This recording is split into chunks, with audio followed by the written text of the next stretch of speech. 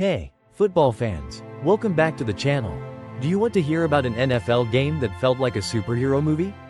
Well, grab your popcorn because Josh Allen and the Buffalo Bills just put on a show for the ages against the Detroit Lions. And you won't believe the kind of performance Allen had.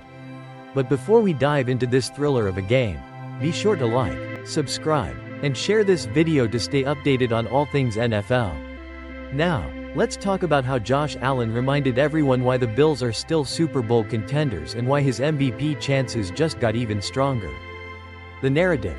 Closed Super Bowl window? Think again. Remember this offseason, when there was a lot of talk about the Buffalo Bills Super Bowl window closing. A lot of people thought trading Stephon Diggs might be the end of their championship hopes. Well, turns out, that was just some talk with no substance because after Sunday's game, the Bills are as dangerous as ever. Josh Allen is playing at an insane level. And if you were wondering if Buffalo is a Super Bowl contender, the answer is loud and clear, yes. Absolutely. Against the Detroit Lions, who came into the game 12-1. The Bills put up 559 yards of offense and handed the Lions a 48-42 loss that wasn't even as close as the final score suggests. Josh Allen was the centerpiece once again. Throwing for 362 yards, rushing for 68 yards, and scoring 2 rushing touchdowns on top of his 2 passing touchdowns. That's 5 total touchdowns in just 2 games. Folks, not to mention, Allen's performance was so dominant. It's hard to imagine him not winning NFL MVP this season.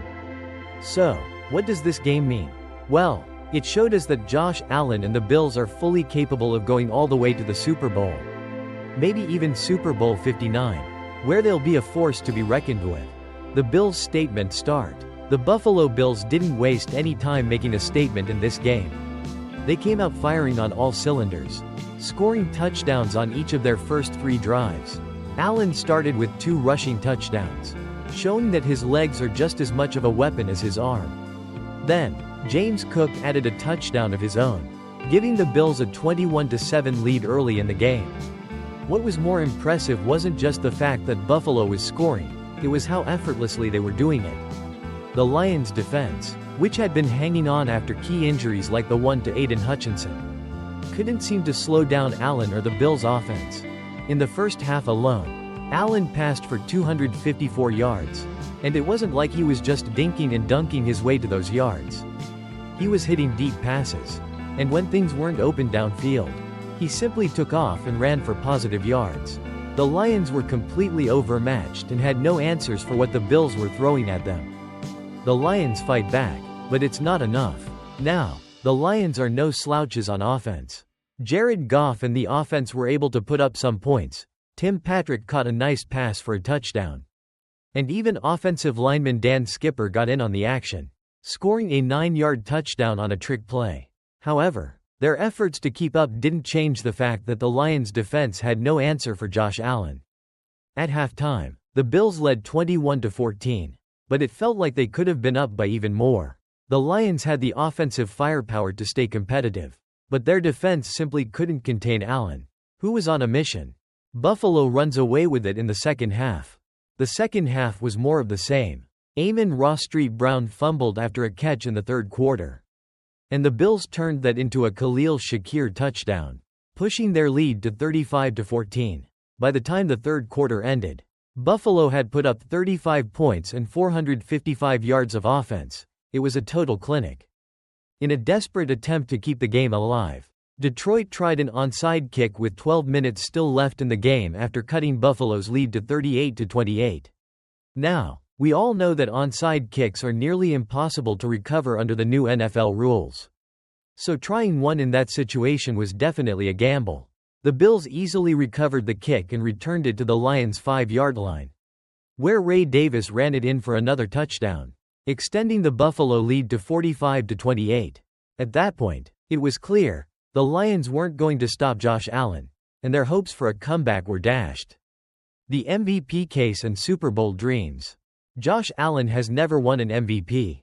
But if there was any season to make it happen, it's this one. As of now, he has been nothing short of superhuman. His ability to throw and run has made him one of the most dangerous quarterbacks in the league. And he's leading the Bills towards something they haven't seen in decades, a potential Super Bowl appearance. Despite trailing the Kansas City Chiefs by 2 games in the race for the AFC's #1 seed.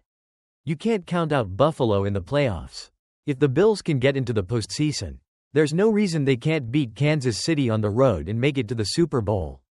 Allen's playing at a level that makes him look like the best, or at least the second best, quarterback in the NFL right now. So, after this dominant win, we have to ask, could this finally be the year the Buffalo Bills make it to the Super Bowl? With Josh Allen playing like a superhero and the Bills firing on all cylinders, they're looking more and more like a team that could end their 30-year Super Bowl drought. What do you think? Is this the year the Bills break through? Or do they still have more to prove?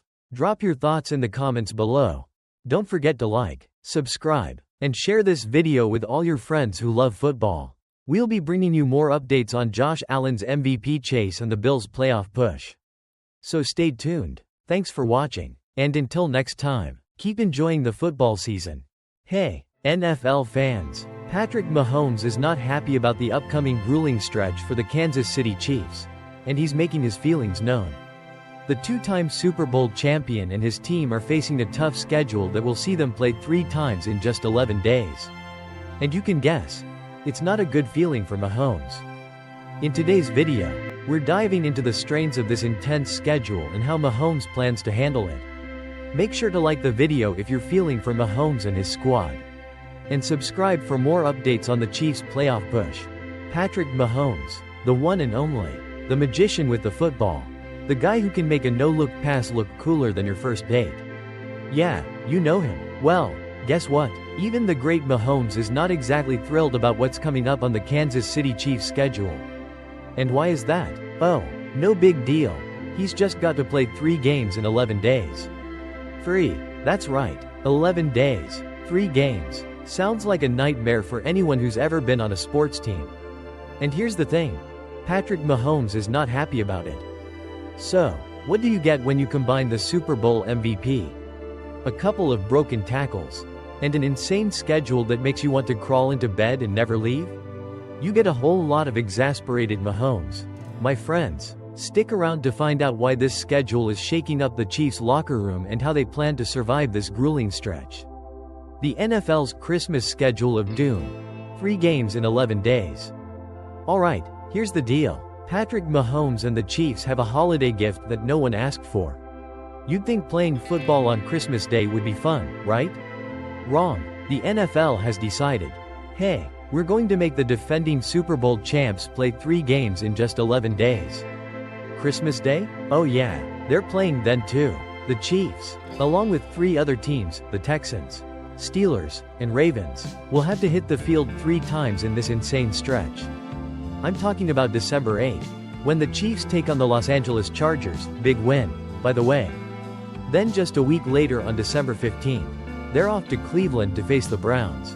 And if that's not enough for you, there's a home game against the Texans on December 21st, followed by a Christmas Day game against the Pittsburgh Steelers on the 25th. That's 3 games in 11 days. So much for relaxing by the fire with some eggnog, right? Mahomes didn't mince words when he said, it's not a good feeling.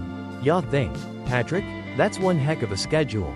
He admitted, you never want to play this amount of games in this short of time. No kidding, as much as Mahomes can handle pretty much anything on the field. This is a whole new level. Mahomes. This is a lot for the body. Listen, we get it. Mahomes is a Super Bowl MVP. One of the best to ever throw a football. But even the mighty Mahomes isn't immune to the grind of the NFL.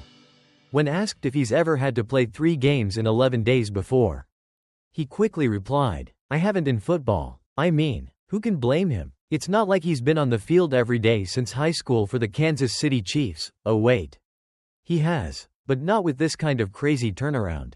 Let's break it down. In high school, yeah, he probably played a bunch of baseball games in a short span.